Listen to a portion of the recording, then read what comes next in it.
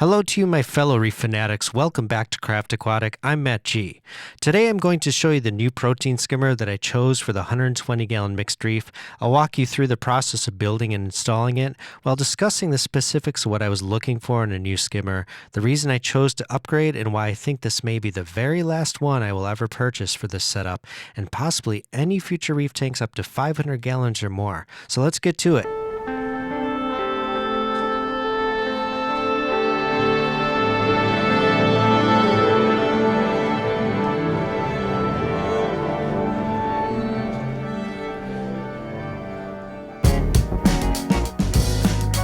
This tank has been set up for 3 years now, and I've been very happy with the original equipment installed.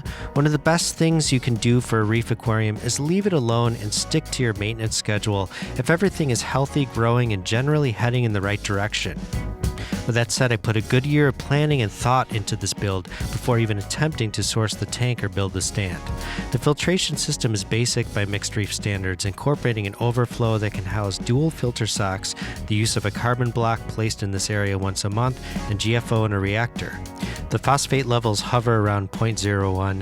If I replace around 10 tablespoons of GFO every month, before installing the new protein skimmer, I also incorporated a DIY upflow algae scrubber. I'll put a link to a build video I made for the algae scrubber in the description below. This Reef Octopus Classic 110 SSS has been running nearly 24/7 in this mixed reef system, and my previous 34-gallon cube for close to 8 years now. In my experience, it has been very reliable. It's a simple design, and I believe it's still one of the most popular Skimmers Reef Octopus offers, also coming in a slightly larger version. The Classic 110 is 19 inches tall, including the cup, which fits easily in the area I have in my sump. It uses a vented wedge valve to simultaneously adjust the water and air level by pinching off a silicone tube wrapped around it. I really love how easy it is to clean by popping off the collection cup and utilizing a silicone brush.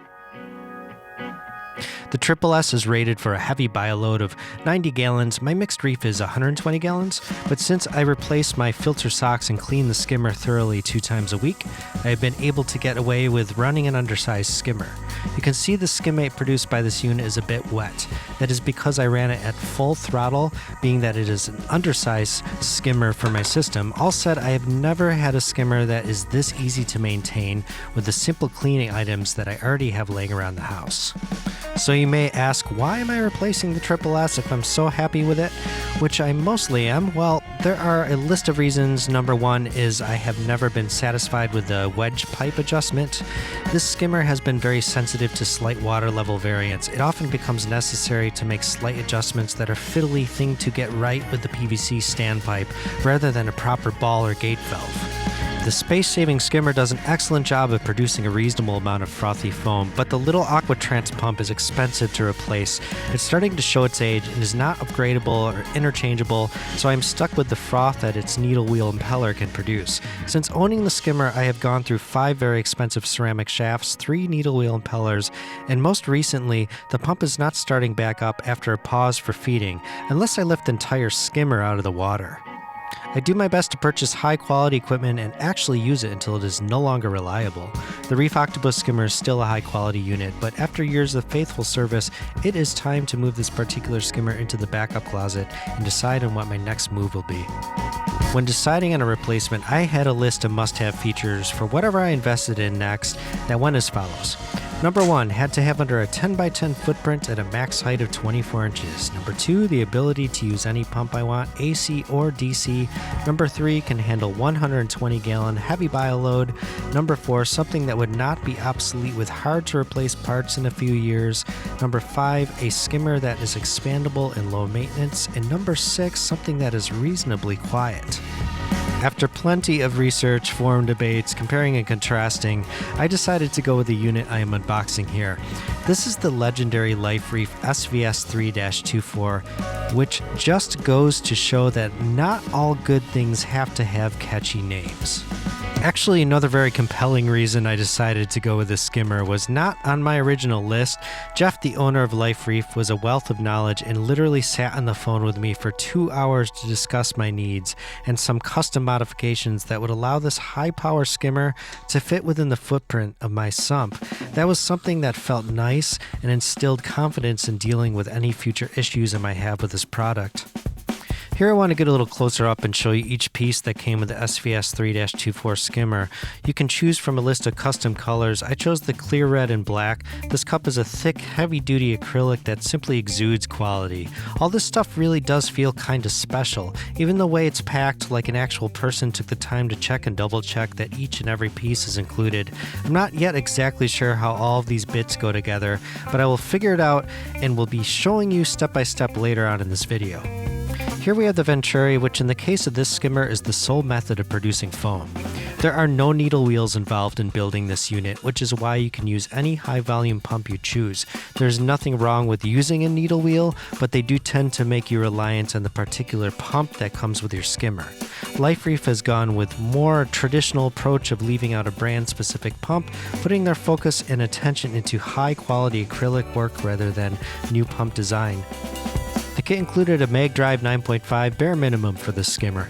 Here they have included some shock absorbing pads for the bottom of the skimmer and mag drive pump itself as per my request. Being that the tank is in our living room, it is very important to me that it is just as quiet as the Reef Octopus Space Saver was. Alright, we are finally getting to the good stuff. Here we have the skimmer body itself and the flange that rests on top of it. I again was just blown away by the acrylic work on this unit. It's something you have to see in person to appreciate, but hopefully is coming across in this video as well. Lifereef does make a slightly lower cost skimmer. I believe it's the SVS2-24, but it is not expandable, meaning that with the SVS3-24 you can stack on expansion units, upgrade the pump, and use it on a reef system up to 1,100 gallons. Many veteran reefers will remember when Venturi-driven skimmers were literally the only option. You can still pick up an older one of these or build one yourself if you have the skills and choose any modern high-output pump to power it. I've gone ahead and spread out all the various parts on the floor so we can get a better look at what we will be working with. I'll say that this is not a plug-and-play unit that you can simply unbox, rinse off, and place in your sump. It did take a couple hours to sort out and install everything.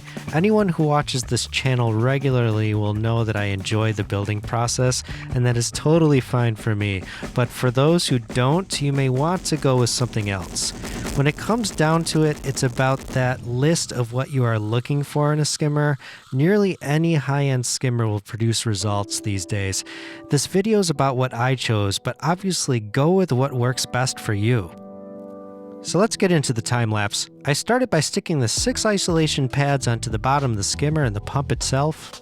I then flipped it over, placed the rubber gasket with a thin layer of silicone on the top side only onto the flange, and used my white thread seal tape to install the PVC downpipe that screws into the bottom. As you can see, I used a fair amount of PVC seal tape, around 10 to 15 turns everywhere there was any threading. Here I am installing that awesome Schedule 80 gate valve.